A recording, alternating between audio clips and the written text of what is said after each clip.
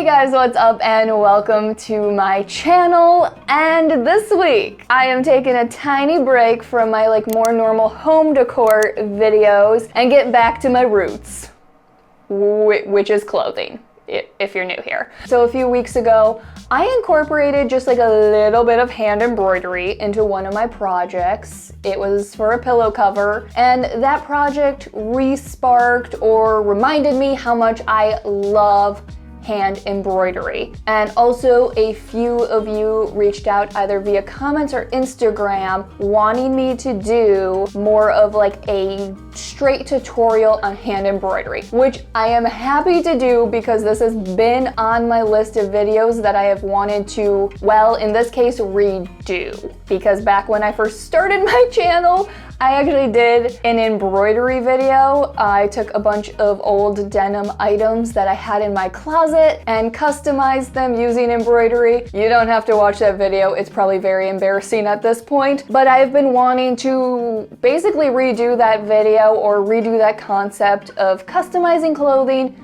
using embroidery. And before I get started, I just want to say this is going to be very beginner friendly. I'm going to be walking you through all of the stitches, teaching you how to do them, and then showing you how you can use that stitch within a design. So with all of that being said, let's get started. Okay, so the first stitch that we're gonna need to know how to do, and the only stitch we're gonna need to know how to do for this design, is a chain stitch, which is a very basic running stitch, and it's kind of a good base for a lot of other designs and stitches. If you're right-handed, you'll work from right to left. If you're left-handed, you'll work from left to right. Basically, you just want your dominant hand doing all of the work. So I've got some black thread here, and I also figured I should teach you guys how to get a perfect knot at the end of your thread every single time. When I learned this 12 years ago, it changed my life. So I've already got my needle threaded, and I've got a short end that's kind of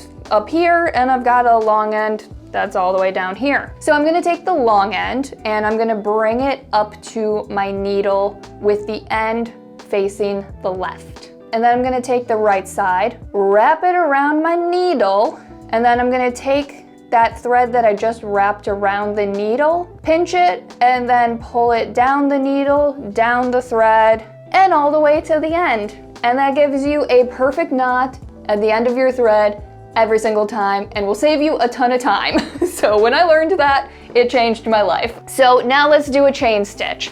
So what I'm gonna do is take my needle, poke through the back of my fabric, and pull it up. And I think the easiest way to do a chain stitch is to hold the thread with your left hand. You kind of create a loop, and you're going to take your needle and poke it down through that same hole, and then you'll poke just to the left of that, and you'll wrap your thread around the needle so it looks like this, and then you pull through, and then you have your new thread that's poking up, holding that little loop in place. I'll do it again. I poke down through that same hole that the thread is coming up, and then poke to the left of that, wrap the thread around the needle, and pull through. Boom! And then to finish your chain stitch, you've got that piece coming up through the fabric that's holding your last chain in place. I poke just to the left of that so that it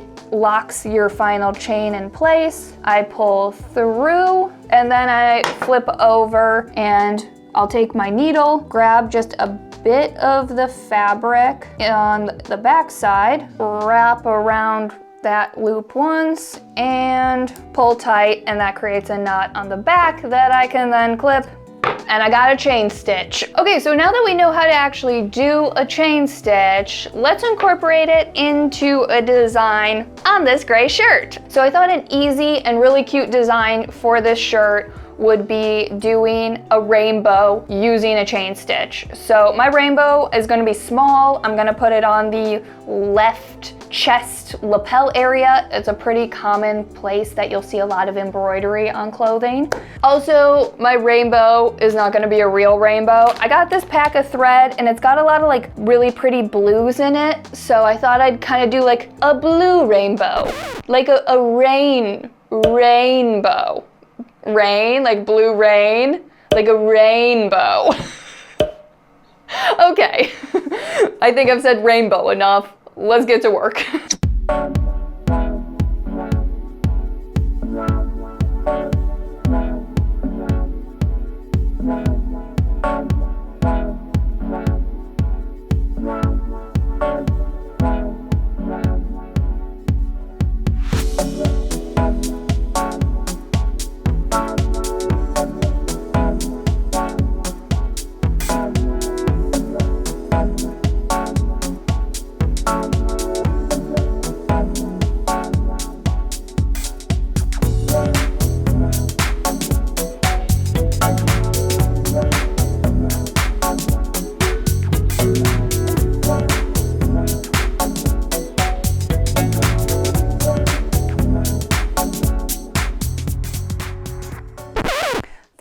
Oh, yes! That was a good one. Oh my goodness, you are so freaking cute. Okay, my little floofer girl.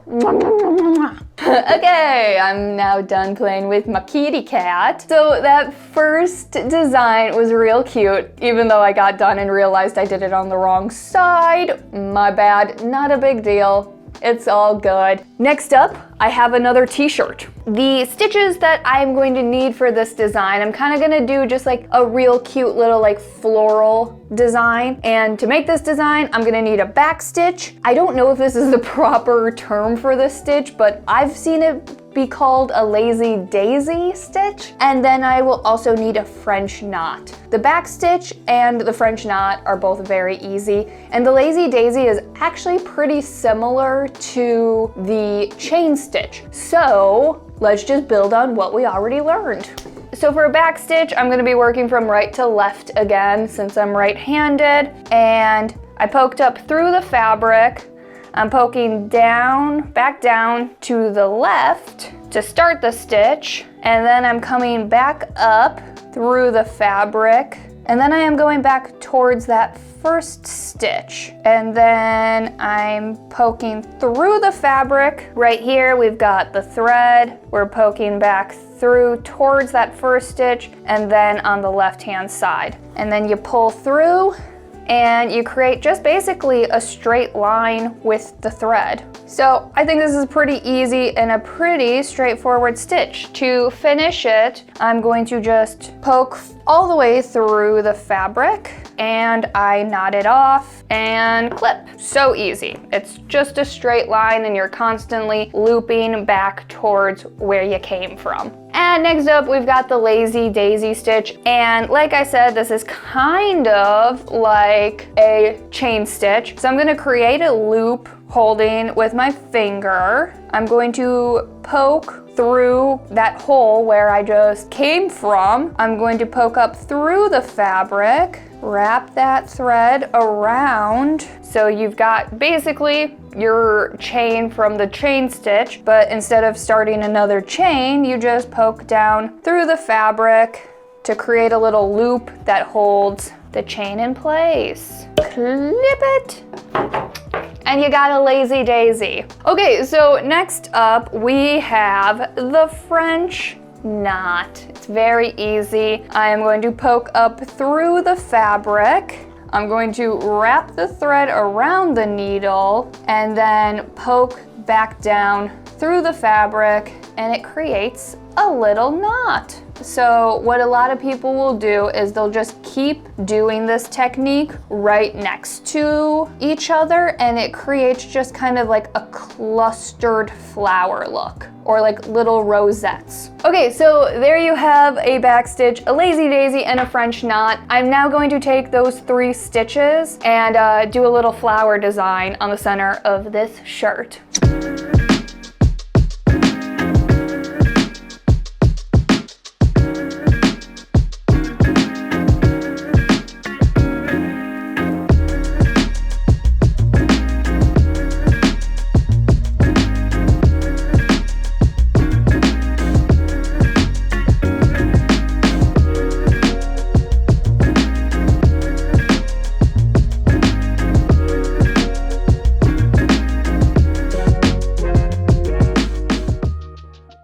morning, guys. I had to stop yesterday because my last 2 items I got to embroider didn't get delivered until late last night. So now they are here and I can get back to work. So we are leaving t-shirts. T-shirts are gone, no more. And I'm moving on to this lovely like purpley pink sweatshirt. And I figured since a lot of you really liked the bee embroidery that I did, I should incorporate a bee into one of my designs. So to make a bee, it takes 2 of the stitches that I already taught. For the legs, you can do a back stitch. For the wings, you can do a lazy daisy stitch. And then for the body of the bee, you need to know how to do a stem stitch, which is very, very easy. So I already went ahead and drew out a little bee, and I filled in where I want the black thread to be, and then the non-filled in areas is where I want the yellow thread to be. So to do a stem stitch, I poked this black thread through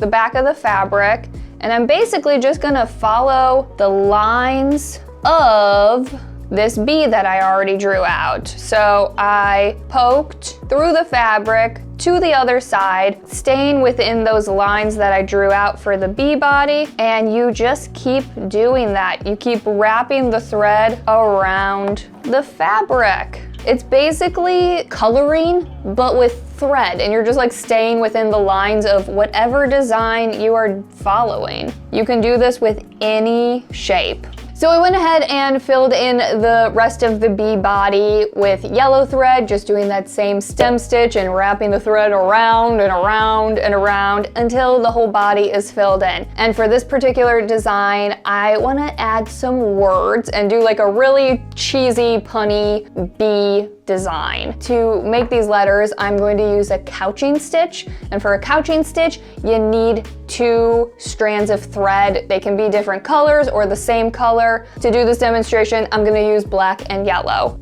Oh, I'll do an M for Miley.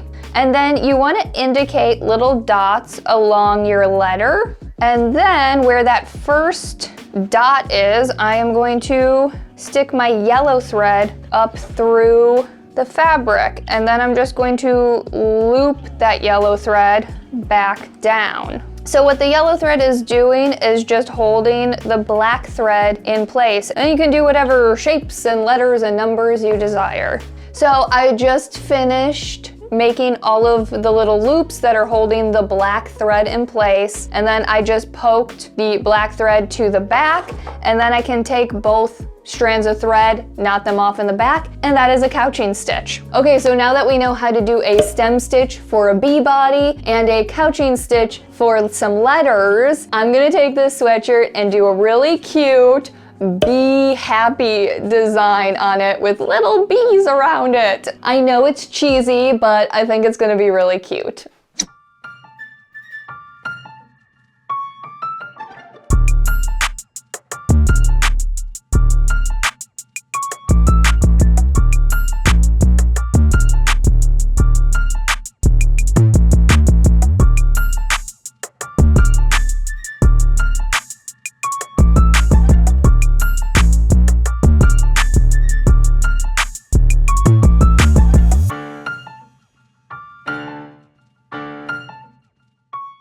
Okay guys, it is time for the final piece that I'm going to be embroidering, and I got some shoes. I've seen embroidered shoes all over the internet and I think they're so cute. I just went with some knockoff Converse because real Converse have like the big Converse logo on them, and so that would have limited my area that I get to embroider. And for these shoes, I actually don't have this design planned out whatsoever. I'm just gonna be using all of the stitches that I already taught you, but there's one other stitch that I think I'm going to use within this design, and that is the wagon wheel. This is the first stitch that I learned how to do, and it's really fun and really easy and makes a really cool flower. So to make a wagon wheel, what I did is I picked a center point and I embroidered out from that center point. And then once you have all of your lines embroidered, what you do is you take your needle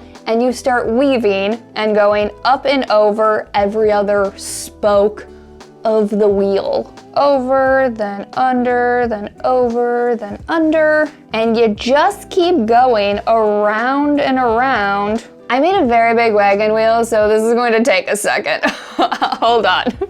Okay, you know what?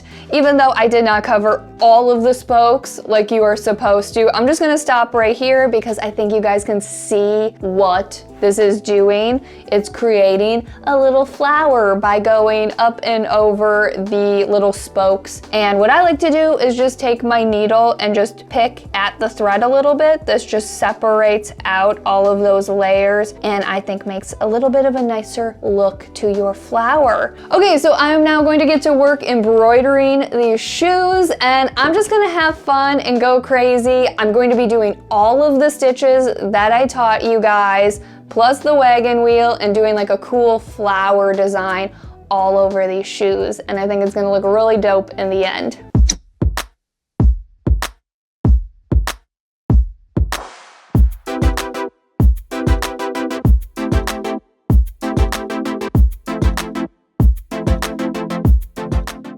So this right here, I think is technically a different stitch. It's a leaf stitch, but it is the same concept as the satin stitch that I used for the bee body, where you just draw out a leaf and you use the thread to fill in that shape by wrapping it around and around and around. And also for the record, this is a satin stitch. When I was filming, I called it a stem stitch, but yes, it is a satin stitch.